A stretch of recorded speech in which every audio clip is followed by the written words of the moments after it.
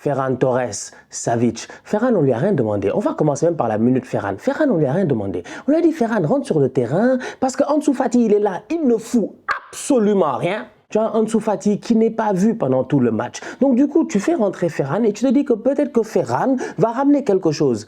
À part tirer les cheveux de Savic, se battre avec Savic, c'est-à-dire être là-bas, se crêper les chignons. Il n'a rien fait de bon.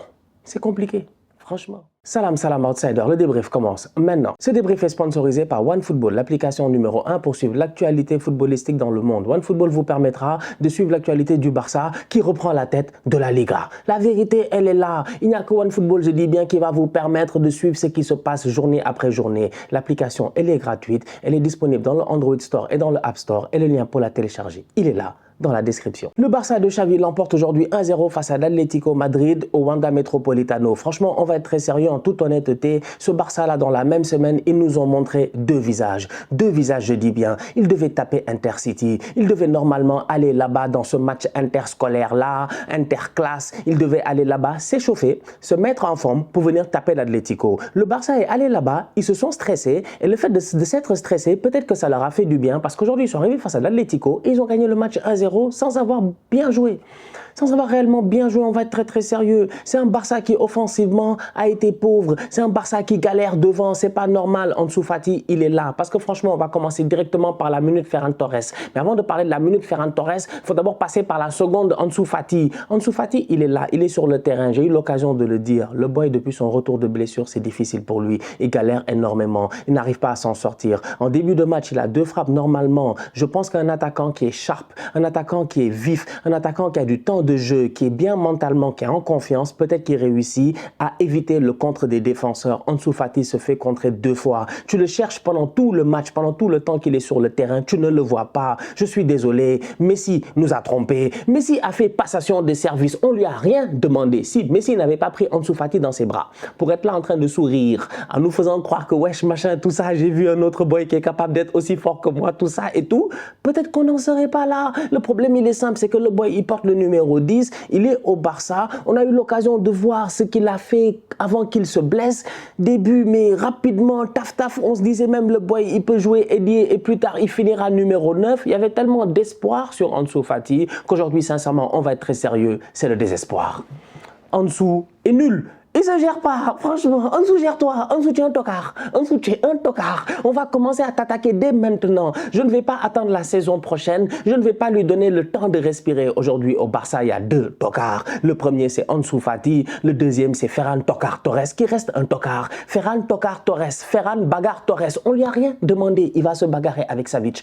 Le match est compliqué. Le Barça mène 1-0. L'Atlético peut marquer à tout moment. On a eu l'occasion de le voir jusqu'au sauvetage de Araujo sur la dernière occasion de Antoine Griezmann. Donc tu sens que l'Atleti peut marquer à tout moment. Xavi, il le sait. Il fait un changement offensif parce que Ansu Fati est transparent. Tu fais rentrer, je dis bien, Ferran Torres. Il rentre, il ne fout absolument rien. Mais en plus de ça, il se débrouille pour se crêper le chignon avec Savic et prendre un carton rouge.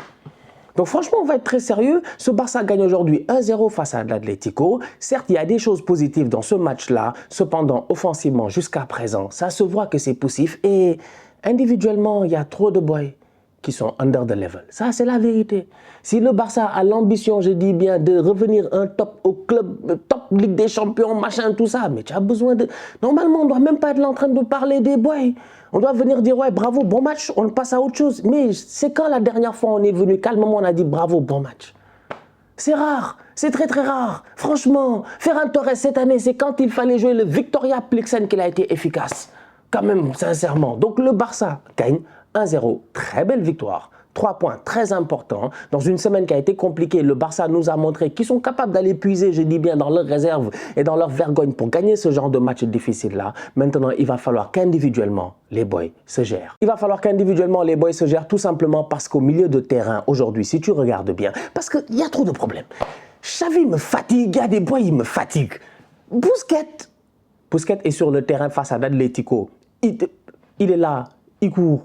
il fait son jogging, il fait son footing, on est d'accord. Mais ce qui fait la différence face à l'Atlético Madrid, ce qui permet de bouger le bloc de l'Atlético, même si l'Atlético n'a pas forcément parqué le bus comme ils ont l'habitude de parquer le bus salement de temps en temps, ce qui fait cette différence-là, c'est d'avoir des joueurs au milieu de terrain qui sont très mobiles. Aujourd'hui, Frenkie de Jong a été mobile, mais surtout Gavi et Pedri. Et Xavi, aujourd'hui, si tu regardes bien, la seule chose que je peux lui donner de positif, c'est les instructions qu'il a données à Pedri.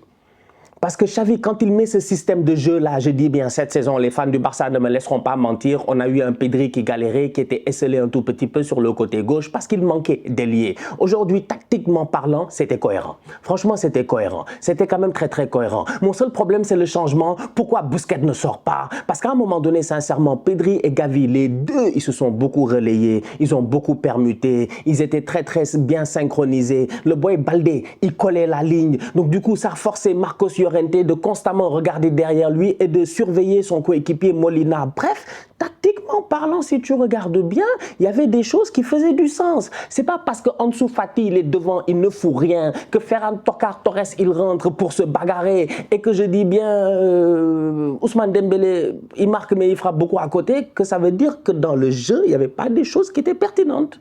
Il y avait des choses qui étaient pertinentes. Et après, il va falloir que Xavi, à un moment donné, il ose, je dis bien, prendre ses responsabilités. Il est temps qu'au Barça, il y ait des boys qui soient titulaires indiscutables. Mais comment est-ce qu'on est au Barça? On est en ce moment en janvier. Depuis le mois d'août, on ne sait pas c'est qui était... En fait, Busquets est intouchable. Mais fondamental... Je vais me fâcher. Je vais me fâcher. Je suis malade en ce moment et je vais me fâcher. Non, franchement, je pense que ça se voit même dans ma voix. Je suis malade en ce moment et je vais me fâcher pour rien. Je vais me fâcher pour rien, en fait. Le Barça doit venir jouer avec des Pedri, des Gavi, des Frenkie. Le Barça ne doit pas être là en train d'essayer de recruter des Pavard. En fait, moi, il y a des choses que je vois et je me dis, eux, ils ne veulent pas aller loin. En fait, eux, ils font exprès. À chaque fois, vous nous donnez le bâton pour qu'on vous tape. Aujourd'hui, vous avez gagné 1-0. Vous avez été bien dans le, j'ai envie de dire, dans le mental. Vous avez été guerrier. Et même, j'ai envie de dire que ça, c'est parce que Araujo est de retour. C'est parce que pour la première fois depuis très longtemps, le Barça avait sincèrement une bonne défense. Autant Ter Stegen est très fort depuis le début de la saison, il se gère. Autant le retour de Araujo, ça se voit que ça fait du bien. Non seulement il sauve un but tout fait de Antoine Griezmann, mais il amène cette confiance-là, cette assurance-là. En fait, il est là pour couvrir ses gars. Donc tu te dis que... Je comprends pas. Je comprends pas. Je comprends pas. Il y a du travail à faire au niveau du Barça. Pour moi, il y a trop de choses qui sont incohérentes en fait. Rafinha n'arrive pas à s'imposer. C'est pas normal. C'est des réalités. Il faut voir les choses telles qu'elles sont. Vous avez recruté Rafinha pour qu'il soit titulaire indiscutable. C'était R&D, recherche et développement. Rafinha, Dembélé, c'est à ça qu'on s'attendait. C'est pas ça qu'on a eu.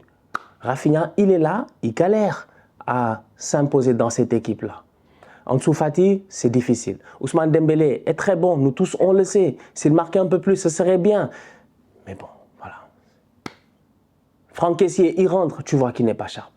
Après, tu regardes Kessié et tu vas dire, ouais, non, il est nul, il n'est pas bon, machin, tout ça. Oui, mais il y a des boys, il faut les faire jouer. Il y a des gars, c'est des titulaires. Ils ont besoin de jouer pour être performants. Il y en a d'autres, c'est des Solskjaer. Ils peuvent s'asseoir sur le banc, sortir et te bluffer.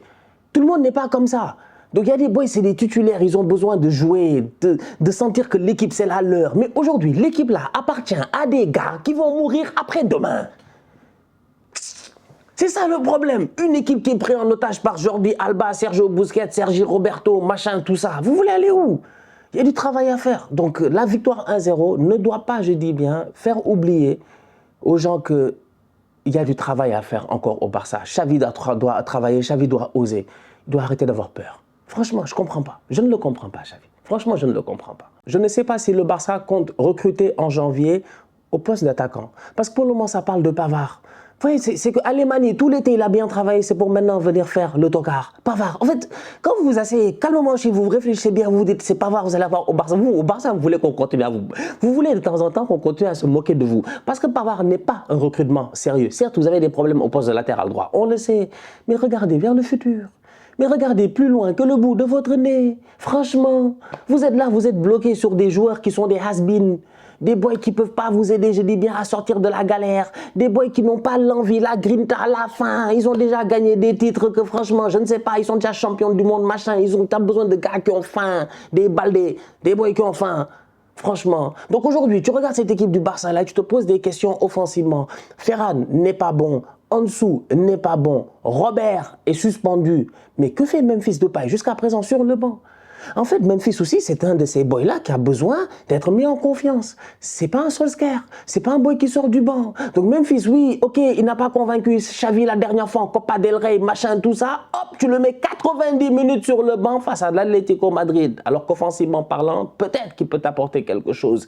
Ça, c'est parce que le coach n'a pas fait son boulot. C'est qu'à un moment donné, ton effectif, tu dois le maîtriser, tu dois le connaître.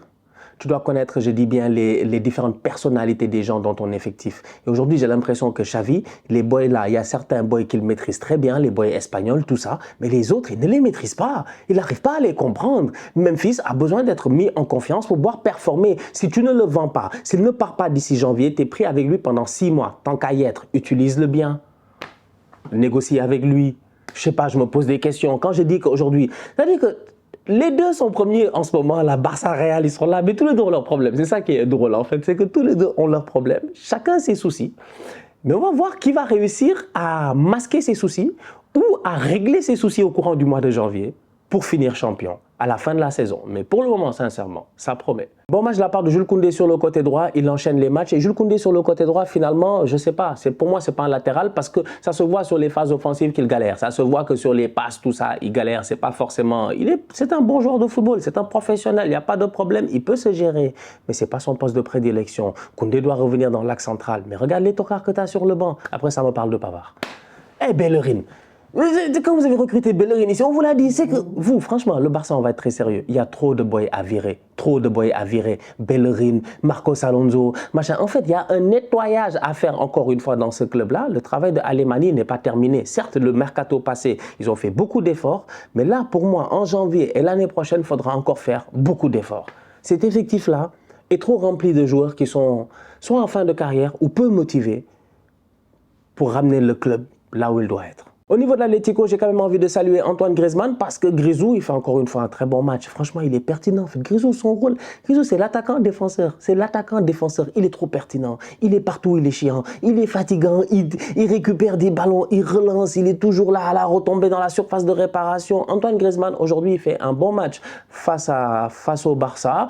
Je l'ai trouvé très intéressant. Très intelligent, Grisy, c'est un bandit. C'est un bandit, c'est un très bon joueur de football. Et quand tu y repenses, tu te dis, le Barça, ils ont quand même acheté Griezmann 120 millions.